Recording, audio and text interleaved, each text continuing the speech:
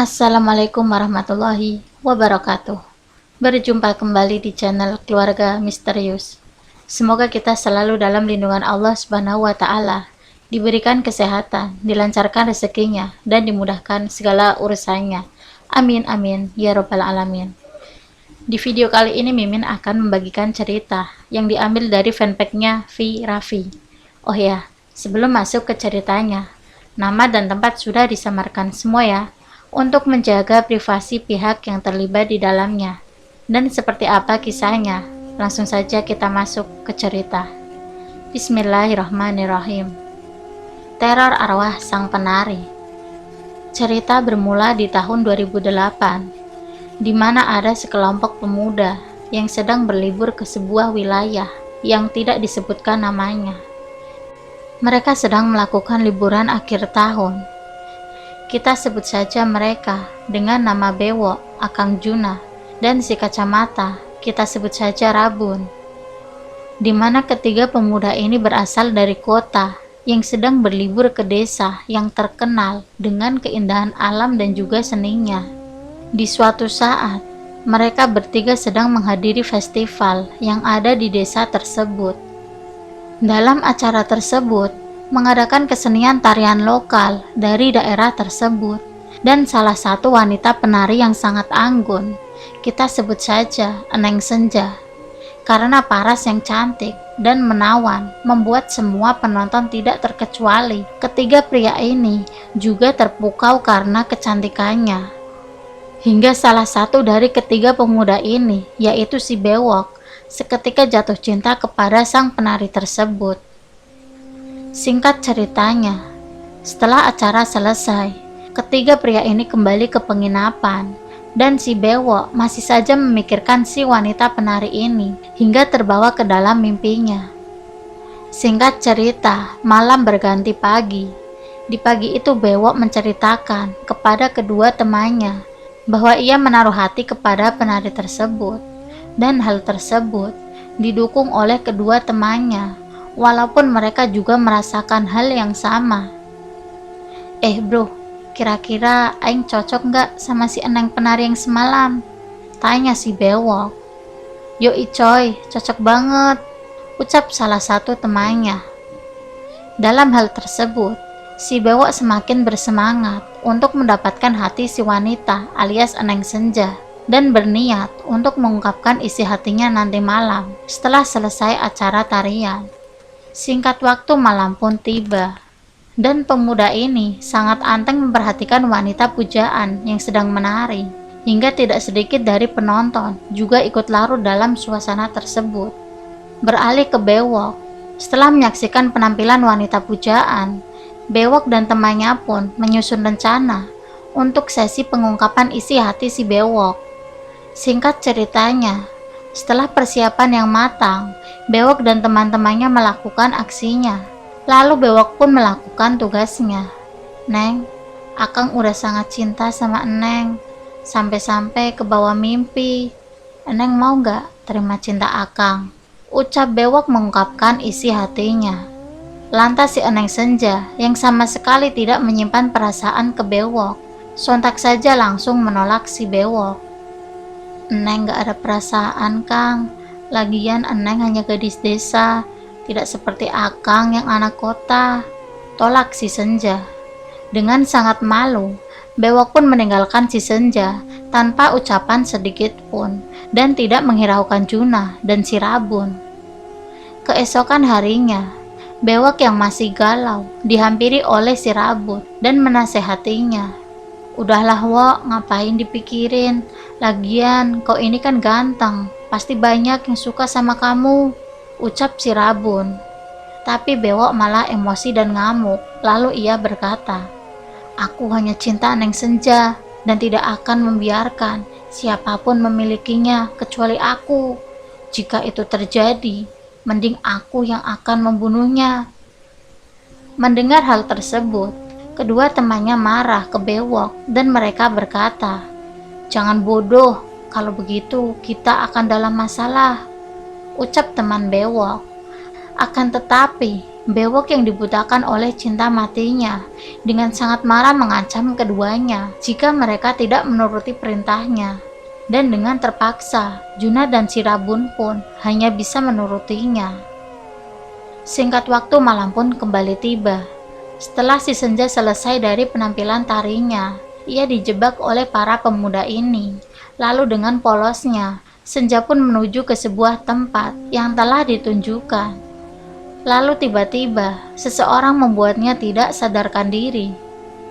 Setelah kejadian tersebut, sahabat Senja hendak mencarinya dan bertanya kepada orang yang ada di sana. "Mang, lihat Neng Senja nggak? Dari tadi nggak kelihatan," ucap sahabat Senja. "Wah, enggak Neng, mungkin udah pulang duluan kali," balas Mamang yang tidak diketahui namanya. Karena dikira masuk akal, sahabat Senja pun kembali melakukan tugasnya. Beralih ke Senja.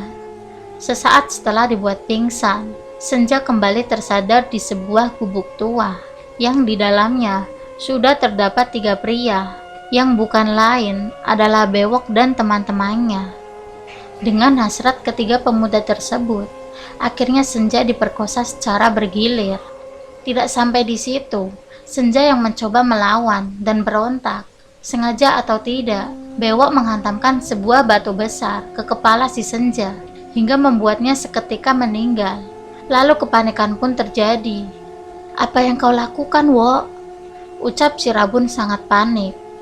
Menyadari bahwa Senja sudah tidak bernyawa, Bewok seketika histeris dan si Juna mencoba mencari solusi agar mereka terbebas dari masalah tersebut. Hingga mereka berniat mengubur jasad Senja di sekitar hutan. "Kita kubur saja dia, dan kita harus segera kembali ke kota." Setelah melakukannya, mereka langsung meninggalkan tempat tersebut dan kembali ke kota di keesokan harinya. Beberapa tahun telah berlalu.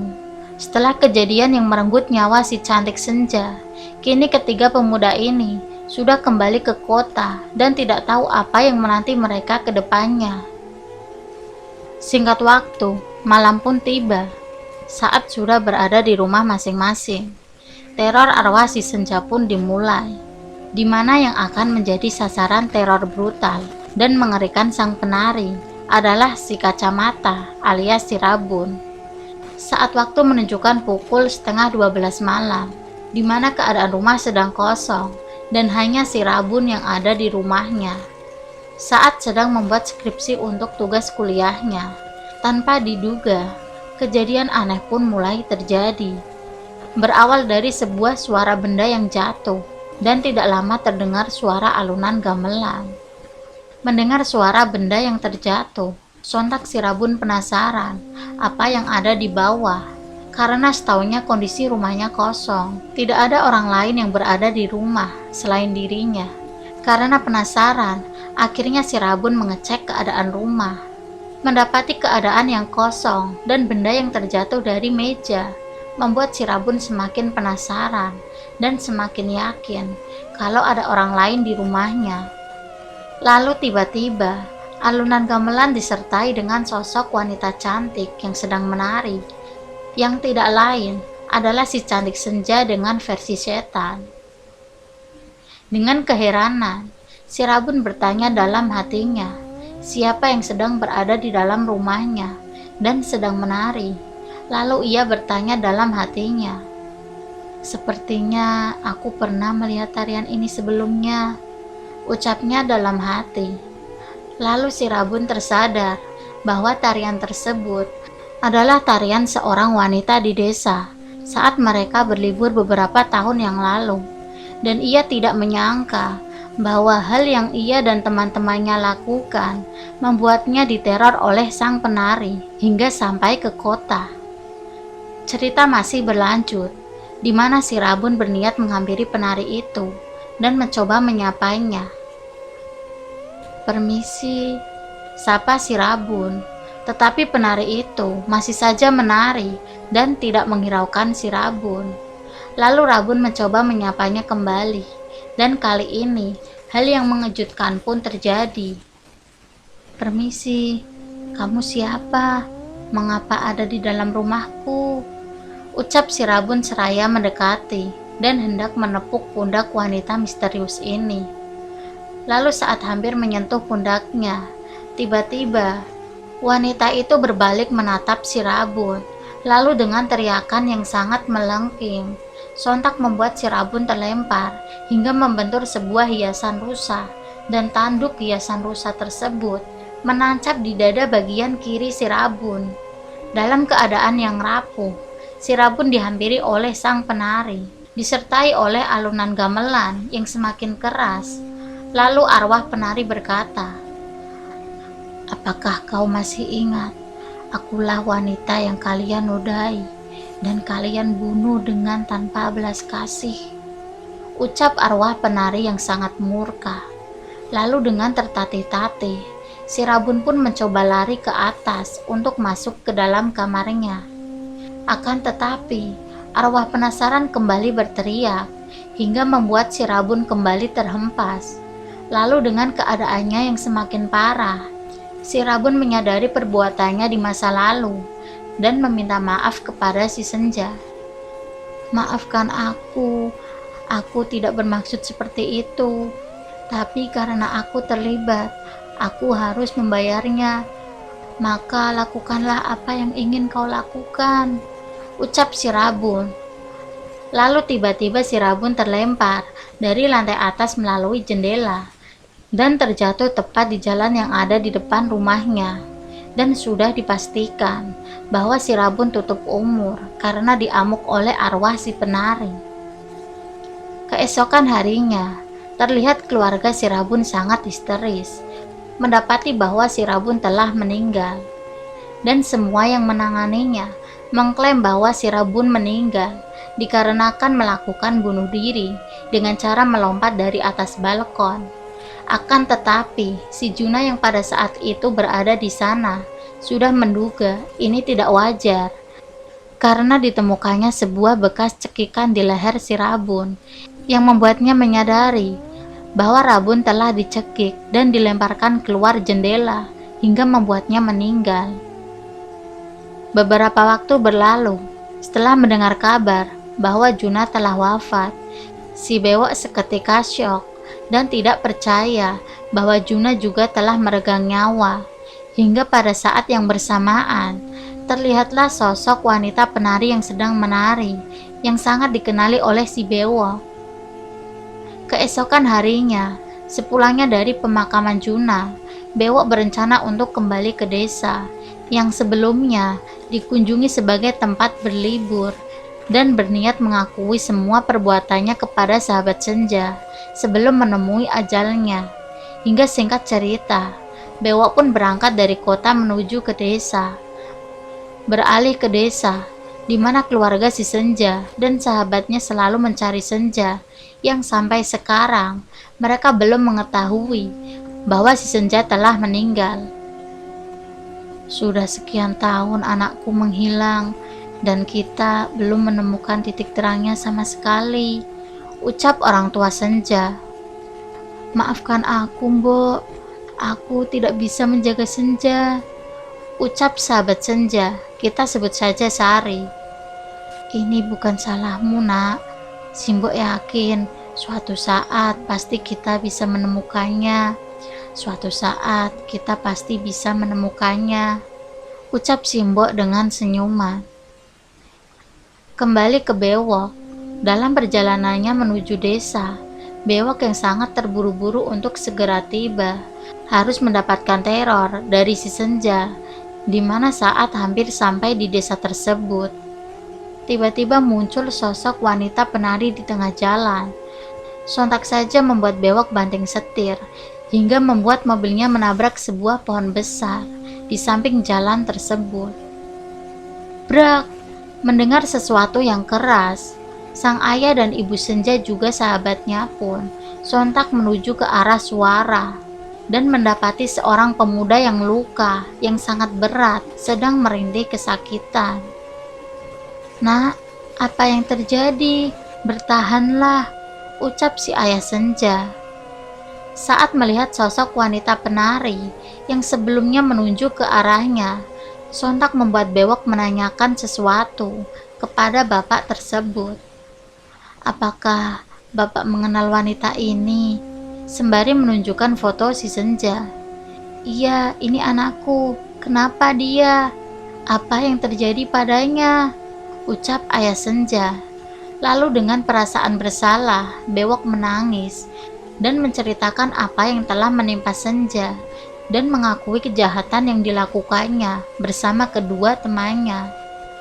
Akulah yang membunuh anakmu, Pak. Maafkan aku, karena aku sangat mencintainya dan dia menolakku, dan aku sangat sakit hati, ucap Bewok dengan histeris. Sontak mendengar hal tersebut, keluarga ini pun murka dan akan menghabisi nyawa si Bewok.